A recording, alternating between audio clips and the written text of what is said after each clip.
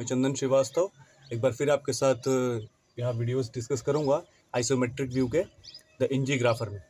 हमने इससे पहले 2 वीडियोस डिस्कस किए हैं आपसे आइसोमेट्रिक व्यू के। ये क्वेश्चन जनरली आपके क्वेश्चन पेपर में पहला ही कंपलसरी क्वेश्चन आता है करीब 25 से 30 नंबर का। तो 2 थर्ड एंगल में हमने ये भी थर्ड एंगल में किया था और ये दूसरा भी थर्ड एंगल में किया था, और आज ये लास्ट वीडियो है थर्ड एंगल का। इसके बाद हम लोग फर्स्ट एंगल डिस्कस करेंगे। ये तीसरा वीडियो लास्ट वीडियो है आपके सामने थर्ड एंगल प्रोजेक्शन का। तो आइए पढ़ते हैं क्वेश्चन। क्वेश्चन है, चित्र में एक वस्तु का सममितीय दृश्य, हिंदी में है आइसोमेट्रिक व्यू, दिखाया गया है। उचित दी गई माप के आधार पर निम्न दृश्य तृतीय कोणीय प्रक्षेप थर्ड एंगल प्रोजेक्शन में खींचिए। इसको हमें थर्ड एंगल में खींचना है बेटा। तो पहला है ई की दिशा में देखते हुए उत्सेद, मतलब एलिवेशन। एलिवेशन का मतलब होता है फ्रंट व्यू। फिर एस की दिशा में देखते हुए पार्श्व दृश्य, पार्श्व दृश्य का मतलब साइड व्यू। और अनुविच्छेद प्लान का मतलब टॉप व्यू। ये बात आपको पता होनी चाहिए।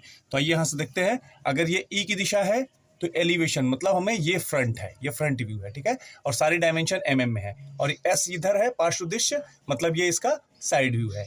तो हम जब उत्तर शुरू करेंगे, आंसर करना शुरू करेंगे, तो क्योंकि इसमें हमें थर्ड एंगल प्रोजेक्शन में बोला गया है तो हमें यहाँ शो करना पड़ेगा for third angle projection. Third angle projection की कंडीशन हमें दिखानी पड़ेगी।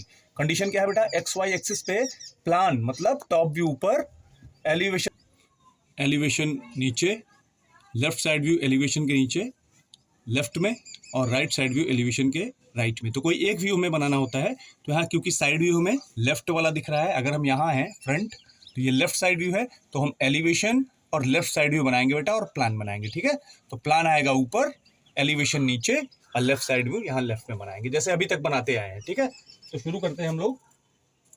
सबसे पहले हम यहाँ एक्स वाई एक्सिस खींचते हैं। ये मैंने मेजर कर रखा है पहले ही। मैं एक्स वाई एक्सिस खींचता हूँ, ठीक है।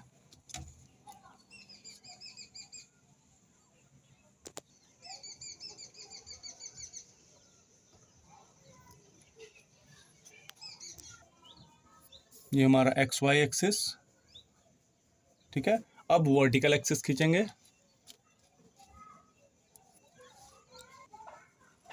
ये है x1 y1 एक्सिस, x1 और ये y1 एक्सिस, ठीक है बेटा। अब हमें यहाँ पे एलिवेशन नीचे एलिवेशन रखना है, प्लान ऊपर, और एलिवेशन के लेफ्ट में लेफ्ट साइड व्यू इसके अकॉर्डिंग, ठीक है। तो सबसे पहले हम क्या बनाते हैं? एलिवेशन। एलिवेशन का मतलब है बेटा फ्रंट व्यू, सामने से देखते हुए। तो फ्रंट व्यू हमें मेजरमेंट लेनी पड़ेगी। विड्थ है 120 mm, और हाइट कितनी है बेटा इसकी? टोटल हाइट कितनी है? यहाँ से ऊपर है 50 mm, और ये क्योंकि यही तल है, और यहाँ से ये नीचे है 10 mm, मतलब टोटल हाइट कितनी है बेटा? 60 mm। तो 60 mm यहाँ पे मेज़र करके 60 mm ऊपर से, ठीक है, और बेस से कितना? 120। तो इसके अकॉर्डिंग हम अब बनाते हैं। ये हमने 120 mm की क्षैतिज रेखा खींची यहाँ से। तो हम यहाँ से देखने पे बेटा हमें कौन कौन सा सरफेस दिखेगा पहले फ्रंट व्यू में, ये ध्यान दीजिए। एक तो ये सरफेस दिखेगा आपको, मैं एफ लिख रहा हूँ, एफ का मतलब फ्रंट व्यू। ये पूरी सरफेस दिखेगी। एक ये वाली सरफेस दिखेगी ऐसे, अगर हम यहाँ खड़े हैं, यहाँ से देख रहे हैं, तो ये सरफेस और ये वाली दिखेगी। इसके अलावा ये तो नहीं दिखेगी, ऊपर से टॉप व्यू है, ये भी नहीं दिखेगी। तो ये और ये 3 सरफेस हमें दिखेंगी। तो इसके अकॉर्डिंग हम पहले यहाँ पे बनाते हैं, ठीक है, फ्रंट व्यू बनाते हैं। तो अगर हम यहाँ हैं, इस वक्त हम यहाँ हैं, और मेरी स्केल पेन की टिप और स्केल यहाँ है, ध्यान से देखो आप। तो अब यहाँ से हाइट कितनी है बेटा? 10 mm। तो हम यहाँ से ऊपर कितना जाएंगे? 10 mm। ये ठीक है, ओके। फिर हम यहाँ से अब यहाँ पहुँच गए। अब यहाँ से हम इधर कितना जाएंगे बेटा? टोटल कितना जाना है हमें? 120 mm, मतलब ये पूरा एक स्क्वायर बन जाएगा। सॉरी, स्क्वायर नहीं, रेक्टेंगल, एक रेक्टेंगल बनेगा, ठीक है। बनाते हैं इसको। अब हम इस वक्त यहाँ हैं, मान लो बेटा ये टिप मेरी देखिए, और हम यहाँ हैं। तो अब यहाँ से ऊपर चलेंगे तो ये हाइट कितनी है? यहाँ पे स्लोप है, ढलान है, लेकिन हमें यहाँ सामने से देखने पे एक रेक्टेंगल ही मिलेगा। ढलान भले हो लेकिन दिखेगा रेक्टेंगल ही। तो यहाँ से हम ऊपर कितना ऊपर बढ़ेंगे? जो हाइट हमारी यहाँ से यहाँ है, तो यहाँ से यहाँ तक हाइट कितनी है बेटा? 50। तो हम यहाँ से यहाँ ऊपर कितना बढ़ेंगे? 50 mm, ठीक है। मेज़र करते हैं 50 mm।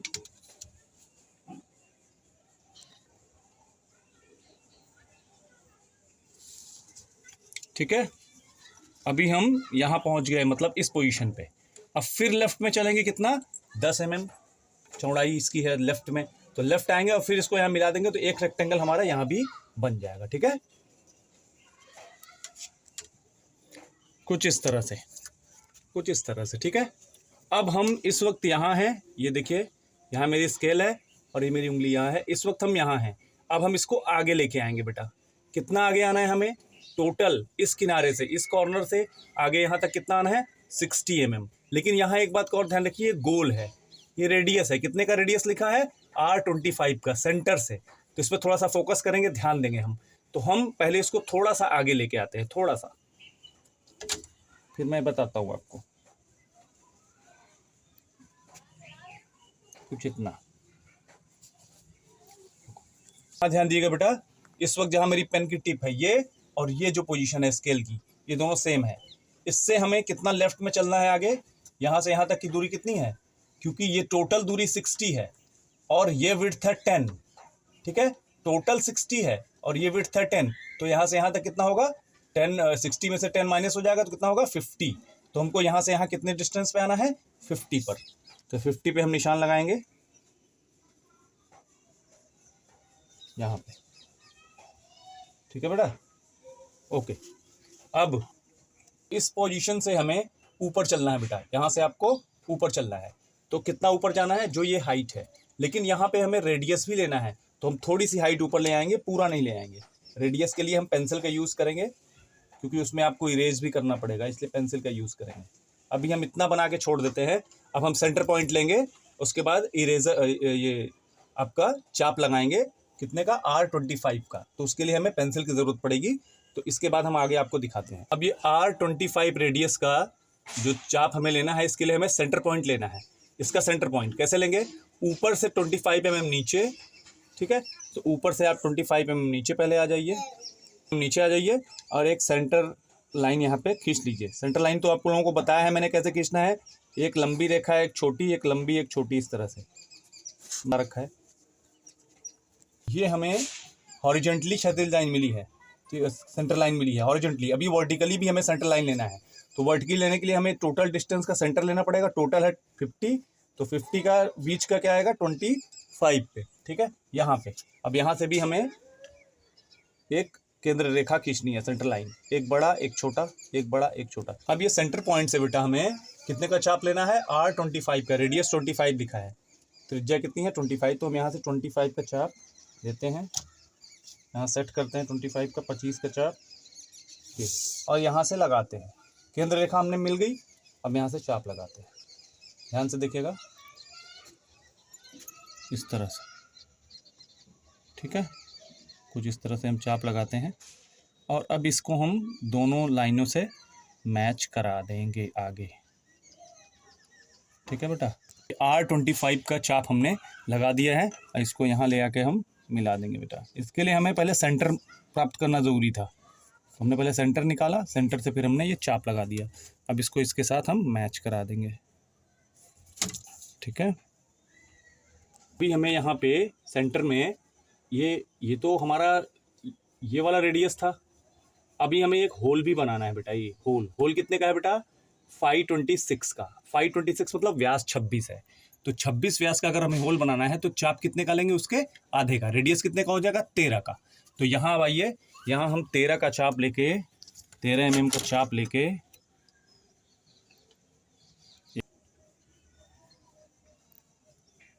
13 mm के चाप के साथ ये हम वृत्त खींचते हैं। अभी हमने बेटा ये सरफेस, ये और ये सारी प्राप्त कर ली है। एक काम इसमें भी और बाकी है। अगर हम यहाँ फ्रंट से देखते हैं तो ये चीज़ें तो हमें दिख रही हैं, लेकिन कुछ चीज़ें ऐसी हैं जो एग्जिस्टिंग है, अस्तित्व में है, लेकिन दिख नहीं रही हैं। जैसे ये होल है लेकिन हमें दिख नहीं रहा है।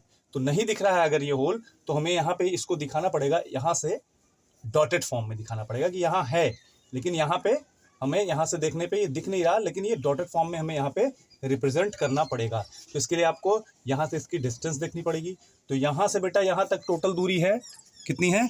20, और रेडियस लगा है आपका 10 का, ये 10 का लगा है। ठीक है, तो यहाँ से ये दूरी 10 है और टोटल 20 है, तो ये दूरी कितनी हो जाएगी? ये कैलकुलेशन आपको करनी पड़ेगी। ये दूरी हो जाएगी 10 mm। ठीक है, तो इस कॉर्नर से हमें 10 mm पे पहले यहाँ पे हम आगे निशान लगाते हैं 10 mm पे। 10 mm की दूरी पे एक निशान लगा लेते हैं और इसको डॉटेड बनाएंगे हम, कि यहाँ है तो होल लेकिन दिख नहीं रहा है, हिडन है, इसलिए हमें डॉटेड खींचना है। तो ये डिस्टेंस हमें मिल गई। अब हम यहाँ से वहाँ तक जाएंगे, टोटल डिस्टेंस।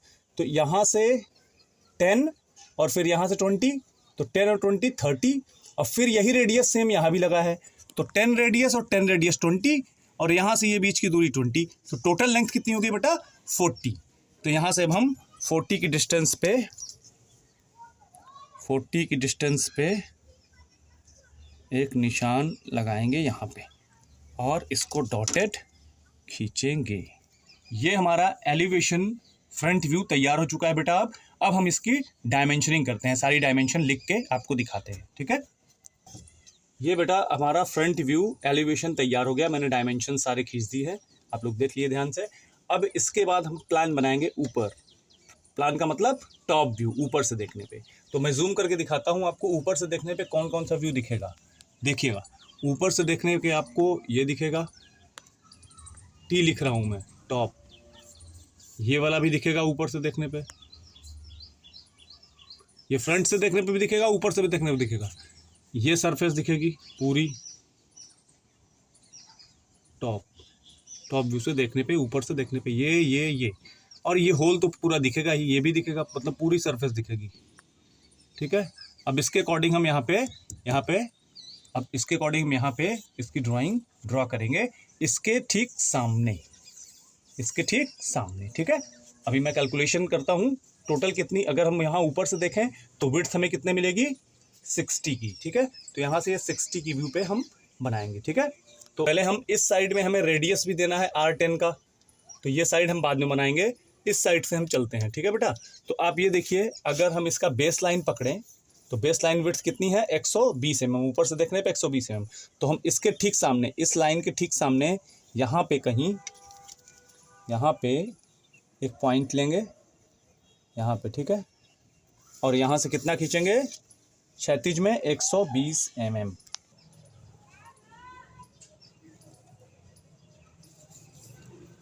ठीक है, 120 mm। ओके, तो अभी हम यहाँ देखिए, टिप मेरी यहाँ है और ये पेन है, अभी हम इस पोजीशन पे हैं। तो हम ऊपर बढ़ेंगे आगे, तो कितना जाएंगे आगे बेटा, टोटल विड्थ कितनी है हमारी 60 है, तो ये भी 60 ही रहेगी।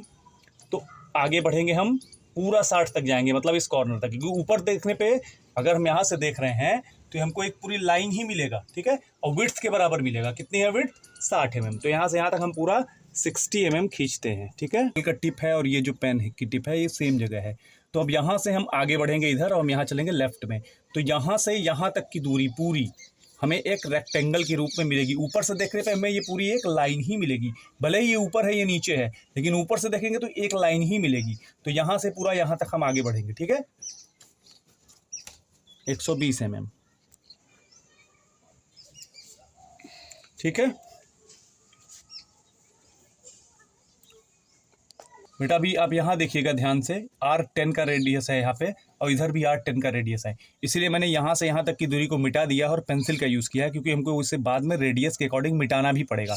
तो हम इसको भी आगे बढ़ाते हैं और पेंसिल का यूज़ करते हैं यहाँ से, क्योंकि हमें बाद में मिटाना है इसको यहाँ तक। ठीक है, मतलब इसके ठीक सामने तक, यहाँ तक। अब हम इसको ऐसे पेंसिल से बना लेते हैं, बाद में हम इसको मिटाएंगे। पेंसिल इसीलिए यूज़ कर रहे हैं, इसको बाद में मिटाएंगे। ठीक है, अब इस कॉर्नर पे और इस कॉर्नर दोनों पे R10 का रेडियस लगा है बेटा। तो R10 का रेडियस लगा है अगर, तो उसका रूल क्या है मैं आपको समझाता हूँ। आपको पेंसिल से करना है, मैं तो पेन से कर रहा हूँ, आपको तो पूरी ड्राइंग ही पेंसिल से बनानी है। मुझे रिमूव करने के लिए प्रॉब्लम होगी, इसलिए पेंसिल लगा रहा हूँ। 10 mm आप यहाँ से चलेंगे, इस कॉर्नर से 10 mm की दूरी यहाँ पे। ठीक है, एक निशान लगाएंगे इस तरह से, और 10 का ऊपर भी, जितने का रेडियस है उतने का ही, ये इस तरह से एक मेथड है रेडियस है। इस कॉर्नर पे भी हम 10 बाई 10 का एक स्क्वायर बनाएंगे। इस लाइन से भी यहाँ भी 10 का निशान लगाएंगे और नीचे भी 10 का निशान लगाएंगे। ये किस लिए हम कर रहे हैं बेटा, ये हम R10 का चाप लगाना है हमें रेडियस, इसलिए हम ऐसा कर रहे हैं। यही मेथड है, बाद में हम इसको रिमूव करेंगे। ठीक है बेटा, इस तरह से। तो ये जो पॉइंट हमें मिला है, यहीं पे हम चाप रख के रेडियस बना देंगे 10 का, एक यहाँ पे और एक यहाँ पे। ठीक है, ये आपने R10 का चाप लगा दिया। इस रेडियस को हम इसके साथ मैच कराते हैं बेटा। ठीक है, आसानी से हमारा रेडियस बन गया। R10 का मेथड आपको समझ में आया कैसे बनाएंगे? इसलिए पेंसिल का यूज़ किया था मैंने, क्योंकि ये बाहर के बॉक्स मिटानी, ये इसको मिटाना भी पड़ेगा बाहर का। ये बनने के बाद अब हम इसे रिमूवर से रिमूव कर देते हैं, इरेज़र से हटा देते हैं, इरेज कर देते हैं हमारा आसानी से R10 का। अब बेटा, अब ऊपर से देखने पे हमें ये और ये दोनों सरफेस दिख रही हैं, तो ये रेक्टेंगल ये वाला और ये वाला भी हमें बनाना है। तो ये रेक्टेंगल बनाने के लिए यहाँ से डिस्टेंस, चौड़ाई कितनी होनी चाहिए? 10 mm की। तो यहाँ से हम पहले 10 mm पे निशान लगाएंगे और इसको ऊपर मिला देंगे। ठीक है,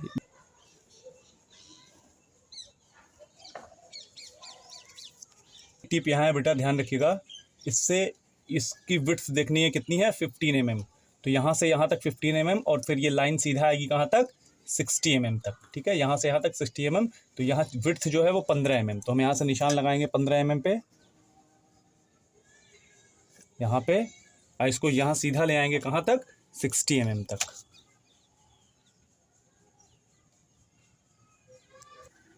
फिर 60 mm तक ले आए। अब फिर यहाँ से हम इसको बंद कर देंगे।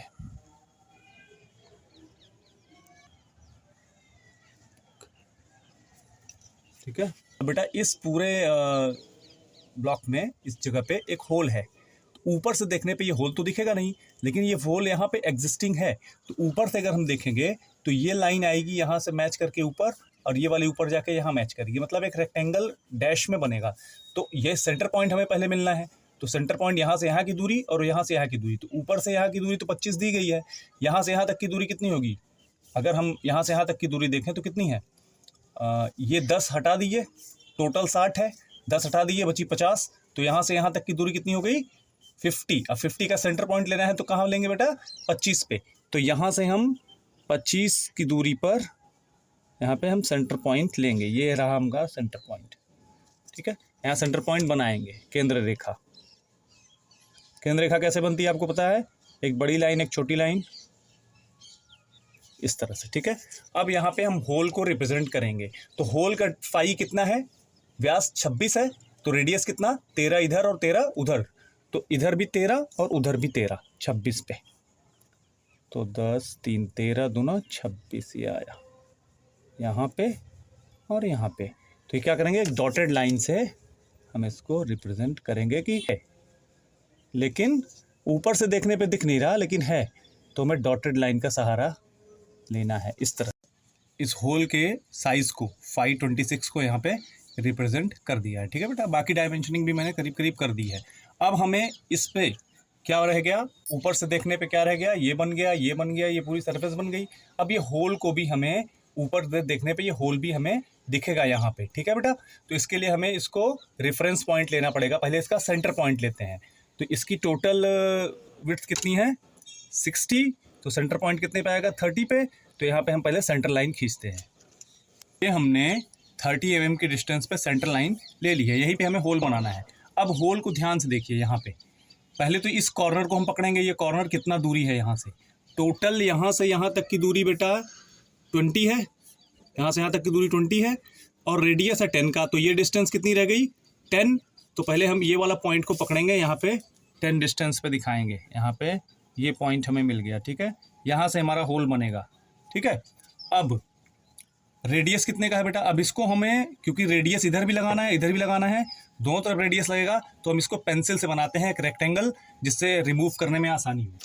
से यहाँ तक की दूरी कैलकुलेट करते हैं। टोटल डिस्टेंस हमने पहले भी की थी। तो ये 10 और यहाँ से यहाँ तक 20 20 और फिर ये 10। तो टोटल डिस्टेंस हो गई 10 20 और 10 मतलब 40। तो यहाँ से यहाँ तक 40 हम मार्क कर लेंगे। और एक रेक्टेंगल खींच लेंगे, ठीक है।